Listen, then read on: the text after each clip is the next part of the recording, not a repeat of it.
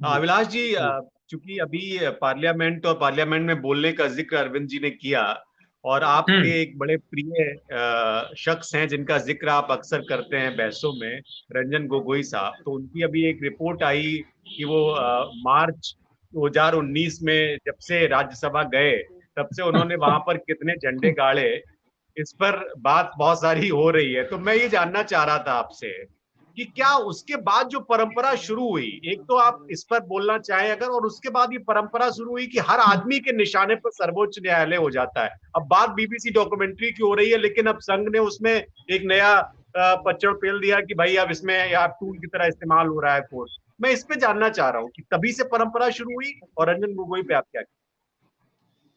देखिए, ऐसा है, गोगोई और जमीर साहब ये तो एक्सीडेंटल हैं। ये मोदी जी के अडॉप्ट किए हुए बच्चे हैं और इनको भेजा गया है। इनके बच्चे भी कल शर्म करेंगे कि हमारे पिताओं ने किस एवज में राज्यसभा जाना पसंद किया या गवर्नर बनना शुरू किया।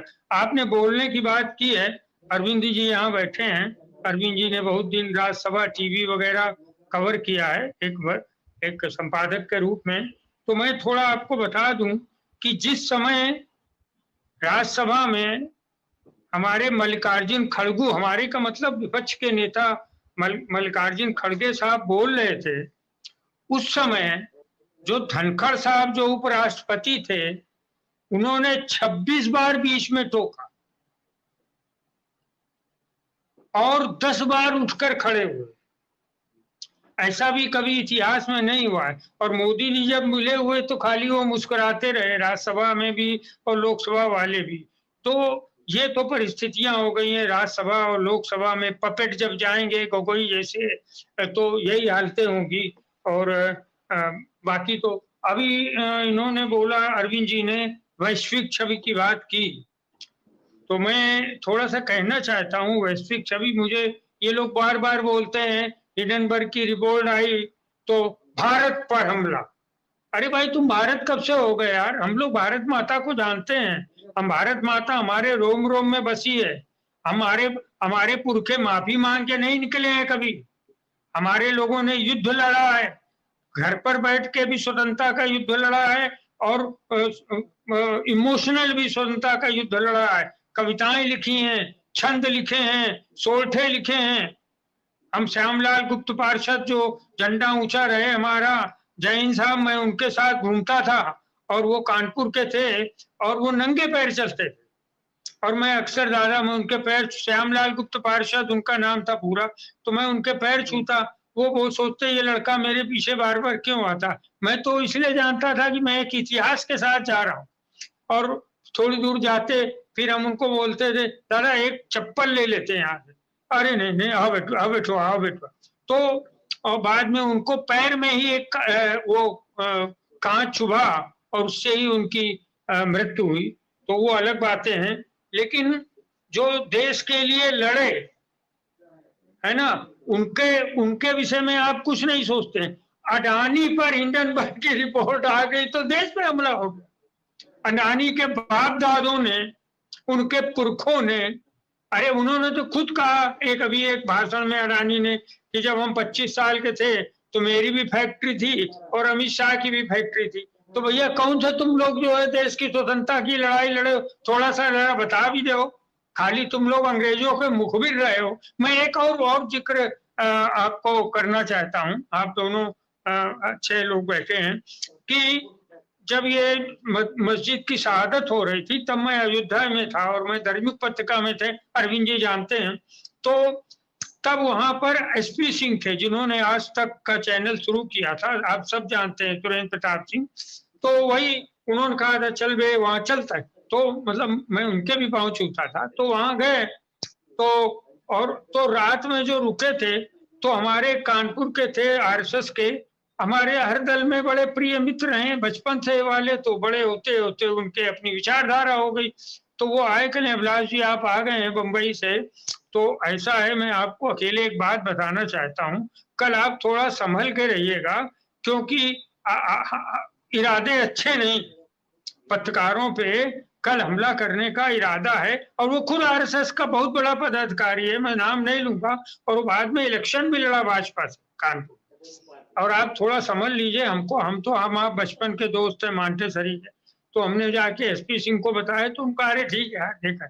हम लोग गए सुबह का हालत बताऊं, ये बीबीसी की बात करते हैं, है ना, कि बीबीसी उस समय जो है ये मार्क टुली को ढूंढ रहे थे आरएसएस के लोग, और वो उस दिन वहां पर नहीं थे।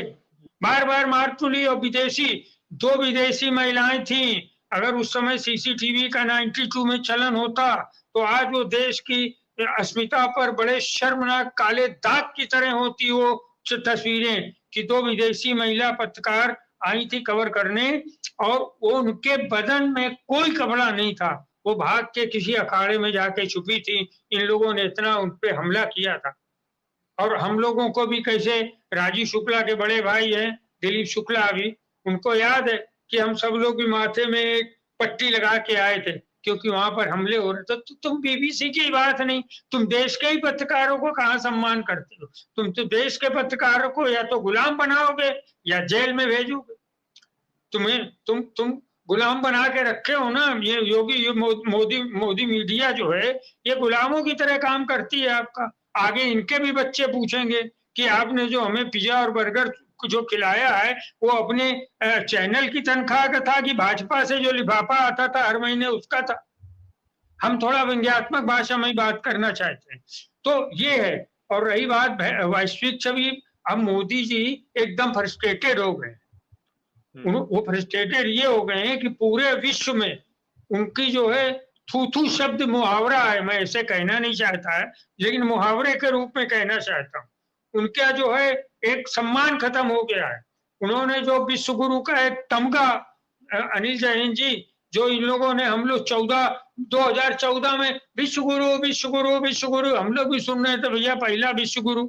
हम लोगों ने बहुत पढ़ा, बहुत लिखा शंकराचार्यों के विषय में, विश्व गुरु की कल्पना की, रविन्द्रनाथ ठाकुर के विषय में।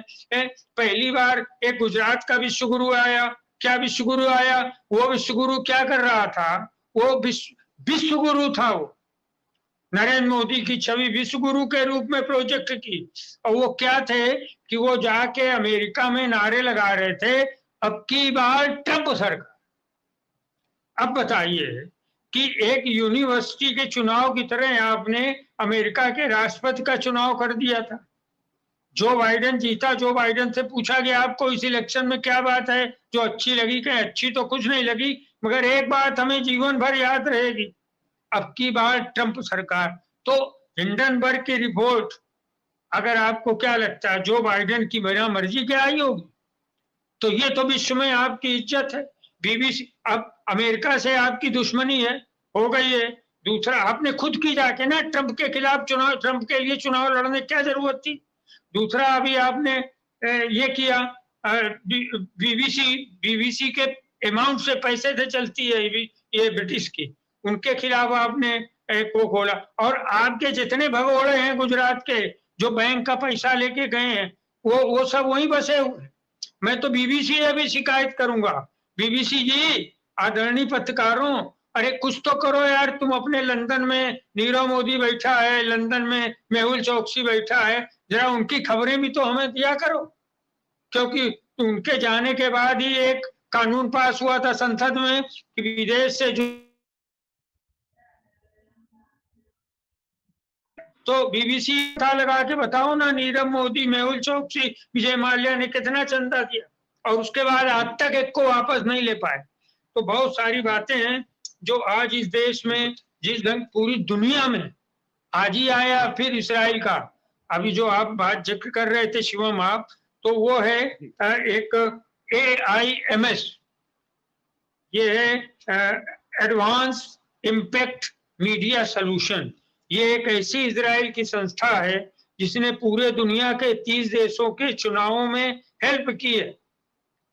उन्होंने गैर संवैधानिक तरीके से जिन्होंने नारे दिए, छद्म नारे दिए, डैमेज किया पर्सनालिटीज को, ये सारी बातें जो धीरे धीरे छन कर आएंगी। आज ही ये इजराइल की एक रिपोर्ट आई है। आप हमसे जुड़े रहने के लिए सब्सक्राइब करें YouTube पर, फॉलो करें Twitter पर और लाइक करें Facebook पर।